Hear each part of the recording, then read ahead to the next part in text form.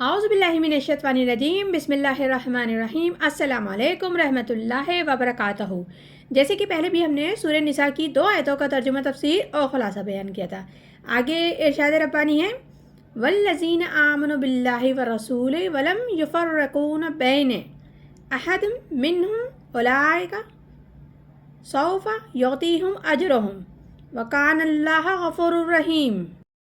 जो लोग ईमान लाए अल्लाह पर, उसके रसूलों पर और फ़र्क ना किया उनमें से किसी में भी, ये वो लोग हैं अल्लाह ज़रूर देगा उनको उनके अजर का सवाब और अल्लाह बख्शने वाला मेहरबान है। इस आयत में बताया जा रहा है कि जो लोग ईमान रखते हैं अल्लाह पर और उसके रसूल पर और उन्होंने किसी भी रसूल के माबेन कोई फ़र्क नहीं किया, कोई तफरीक नहीं की, ना ही अल्लाह को रसूल से जुदा किया, न रसूलों को रसूल से जुदा किया, बल्कि वो कहते हैं हम तो सबको मानते हैं, हम उनको भी मानते हैं जिनका नाम या ज़िक्र कुरान करीम में आ चुका है, और मानते हैं कि और भी बेशुमार पैगंबर रसूल नबी आए होंगे। यकीन के साथ नहीं कह सकते, ये मालूम है कि और भी बहुत से नबी आए हैं। ये वो लोग हैं जो अल्लाह ताला ने जिनके लिए अजर सवाब अता फरमाया है अपनी नेमतों में से, फ़ज़ल में से, करम में से। और यकीनन अल्लाह ताला निहायत गफ़ूरुर रहीम है, बख्शने वाला है, रहम करने वाला है, फ़ज़ल करने वाला है, इनाम देने वाला है।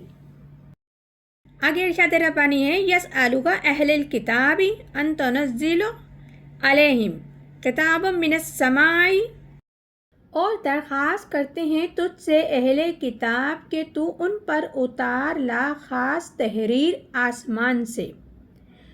तो इस आयत में ये बताया जा रहा है कि ये अहले किताब यहूदी, यानी कि जो यहूदी थे, वो मोहम्मद सल्लल्लाहु अलैहि वसल्लम से मुतालबा कर रहे थे कि आप उन पर आसमान से उतारें कोई किताब, जैसे कि तौरात उतरी थी, क्योंकि आप जो भी कहते थे मुझ पर वही आती है, तो ये लोग सवाल करते थे कि कहाँ लिखा हुआ है, कौन लाता है कि ये वही है, हमें तो कुछ नहीं पता कि ये वही है या आप अपने मन से कह रहे हैं, हम कैसे यकीन करें। तो इसलिए कि कोई आसमान से तुम किताब उतारो और जो आपको बताते हैं हमें वो भी बताओ कि वही कैसे आती है, क्योंकि हज़रत मूसा अलैहिस्सलाम को तो वही लिखी हुई मिली थी और वो पत्थरों की तख्तियों में लेकर आए थे।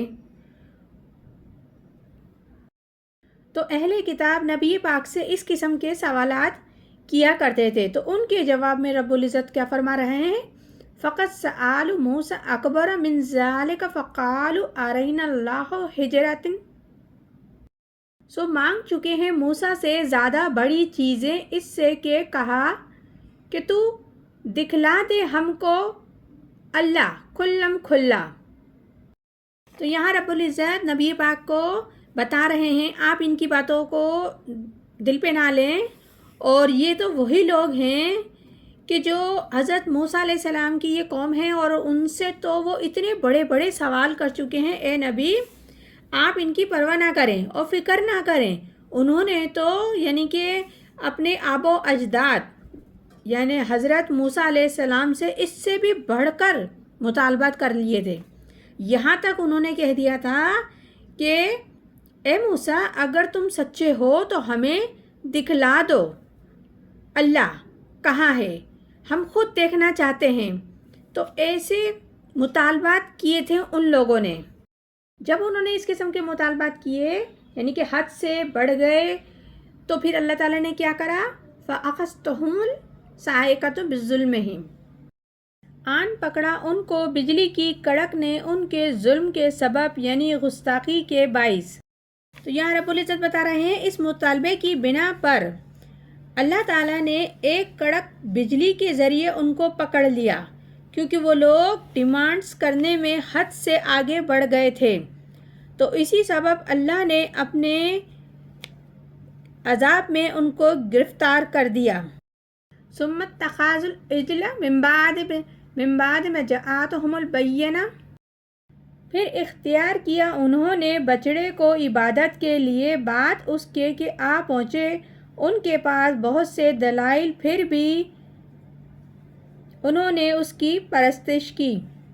یہاں رب العزت بتا رہے ہیں کہ آپ اندازہ کریں کہ جب ان کے پاس واضح واضح نشانیاں آ گئیں تھیں، یعنی کہ 9 معجزے وہ لوگ حضرت موسیٰ علیہ السلام کے دیکھ چکے تھے، پھر بھی انہوں نے بچڑے کی پرستش شروع کر دی اور اپنے آپ کو گناہ کی دلدل میں دھکیلتے رہے۔